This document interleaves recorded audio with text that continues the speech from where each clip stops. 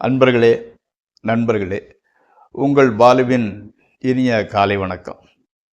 இன்று 21/8/2024, அதாவது ஆவணி மாதம் 5ஆம் தேதி புதன்கிழமை.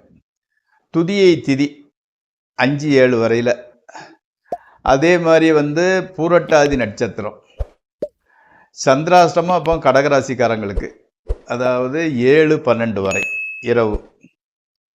ராகுகாலம் 12லேருந்து 1:30 வரை. யமகண்டம் காலையில் 7:30லேருந்து 9 வரை. நல்ல நேரம் 9:15லேருந்து 10:15 வரை காலை. சாயங்காலம் 4:45லேருந்து 5:45 வரை. இன்றைக்கி போடக்கூடிய சட்டோட நிறம் பச்சை கலர். தவிர்க்க வேண்டியது சிவப்பு. சாப்பிடக்கூடியது ஸ்வீட்டு, கேசரி பாத்து அல்லது கொண்ட கடலை சம்பந்தப்பட்டது இந்த குருவுக்காக சாப்பிட்டு கொள்ளலாம். இப்போ குரு 11ஆம் வீடு 12ஆம் வீட்டில் இருந்தால் என்ன பலன்கள் அப்படிங்கிறத பார்க்கலாம். இப்போ 11ஆம் வீட்டில் குரு இருந்தால் அவர் சங்கீத பற்று உடையவர். அதாவது மியூசிக்கில் ரொம்ப இன்ட்ரெஸ்ட் இருந்துக்கிட்டு இருக்கோம். ஹெல்பிங் நேச்சர், உதவி செய்யும் மனப்பான்மை உடையவர்.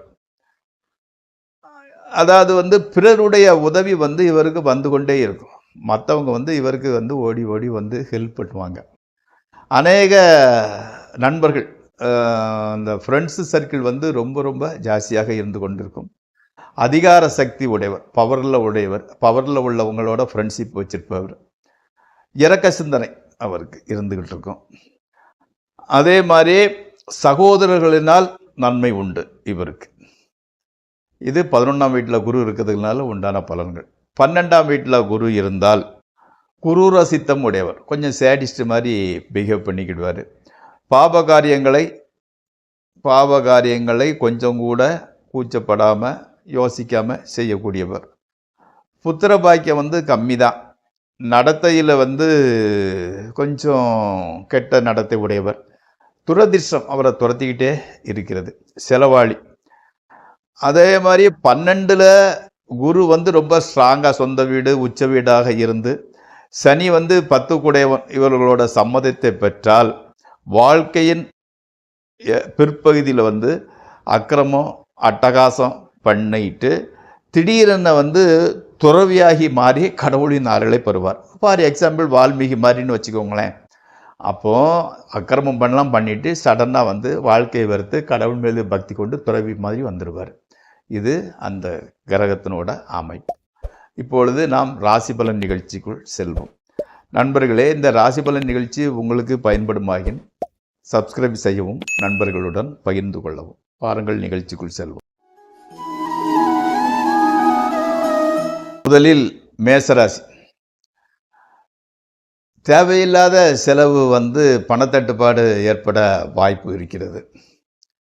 ட்ரேடிங் அதை தவிர்க்கிறதே நல்லது. கணவன் மனைவி உறவு ஓரளவு நன்றாகவே இருக்கிறது. வண்டி வாகனங்களில் கொஞ்சம் ஜாக்கிரதையாக போங்க. நிதானமாகவும் எச்சரிக்கையுடன் நடந்து கொண்டால் பெரிய நெகட்டிவ் பலன் நடப்பதற்குண்டான வாய்ப்புகள் இல்லை. அடுத்து ரிஷபராசி. வெளிநாட்டிலிருந்து நல்ல செய்தி வருகிறது. கணவன் மனைவியரிடையே சிறு பிரிவு ஏற்பட வாய்ப்பு இருக்கிறது. தொழிலில் நல்ல பெயர், கௌரவம், அந்தஸ்து எல்லாம் கிடைக்கிறது. அதே சமயத்தில் தலைவலி, டென்ஷனும் இருந்துக்கிட்டு இருக்குது. நிலம் சம்பந்தப்பட்ட தொழிலில் சற்று முன்னேற்றம் தெரிகிறது. அடுத்து மிதுன ராசி. தேவையில்லாத அந்த கவலை, வேண்டாத கவலைப்பட்டுக்கிட்டு உடல்நலம் கொஞ்சம் டல்லாகிட்டு இருக்குது. நேரத்துக்கு சாப்பிடுறது, நேரத்துக்கு தூங்குறது அப்படிங்கிறது இல்லை. கணவன் மனைவி பிரச்சனை இருந்தால் கூட அது தீரவும் மாட்டேங்குது, பெரிய அளவில் மொத்த மாட்டுக்கு அப்படியே மெயின்டைன் ஆகிட்டு போய்கிட்டு இருக்கிறது. தேவையில்லாத செலவுகளை தவிர்க்க முடியவில்லை. முயற்சி திருவினையாக்கும். செலவுகளை கம்மி பண்ணாலே லைஃப் செட்டில் ஆகிடும். அடுத்து கடகராசி. ட்ரேடிங்கில் ஓரளவு லாபம் கிடைக்கிறது. தொழிலில் நல்ல முன்னேற்றம், லாபம் கிடைக்கிறது. எதிர்ப்புகள் கொஞ்சம் கம்மியாக இருக்குது.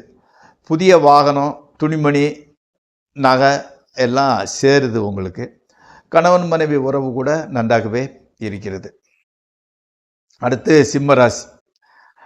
பிரயாணங்களின் மூலமும் அந்த நீங்கள் செய்யக்கூடிய முயற்சியின் மூலமும் உங்களுக்கு லாபம் கிடைக்கின்றது. எதிர்பார்த்து காத்திருந்த ஒரு நல்ல செய்தி ஒன்று வந்து சேருது. மனைவி மக்களால் மன அமைதியும் மகிழ்ச்சியும் வந்து சேருகின்றன. பெற்றோர் உடல்நிலை நன்றாகவே இருக்கிறது. அடுத்து வந்து கன்னியா ராசி. ஆரோக்கியத்தில் கொஞ்சம் ஒரு பின்னடைவு, கொஞ்சம் டல்லாகிக்கிட்டு வருது. கோயிலுக்கு போயிட்டு வந்தால் பெரிய அளவுக்கு பாதிப்புகள் இல்லை. அந்த பரிகாரத்தின் மூலமாகவே சரியாகி விடுகிறது. நண்பர்கள் உறவினர்கள் ஆதரவும் உதவியும் கிடைக்கிறது. மக்கள் குழந்தைகள் மூலம் மகிழ்ச்சியே, அதில் மாற்று கருத்து இல்லை. கணவன் மனைவி உறவு கூட நன்றாகவே இருக்கிறது. அடுத்து துளாராசி.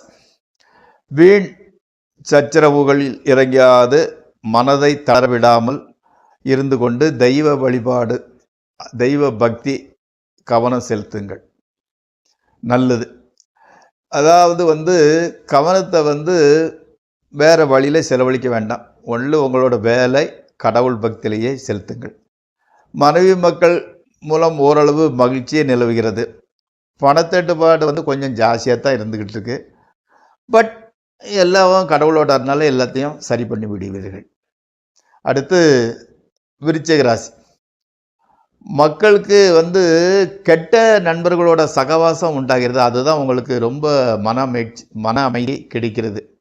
உடலில் உஷ்ண சம்பந்தப்பட்ட வியாதிகள் தோன்றுகின்றன. இளநீர், மோர் இந்த மாதிரிப்பட்ட பொருட்களை அதிகம் எடுத்துக்கொள்ளவும். பெற்றோரோட ஆரோக்கியம் நன்றாகவே இருக்கிறது. அடுத்து தனுசு ராசி. உத்தியோகத்தையும் சரி, தொழிலையும் சரி, தொல்லைகடுத்து வந்த எதிர்ப்புகள் விலகி விடுகின்றன. ட்ரேடிங்கில் ஜாக்கிரதையாக பண்ணால் ஓரளவு லாபம் வரும்.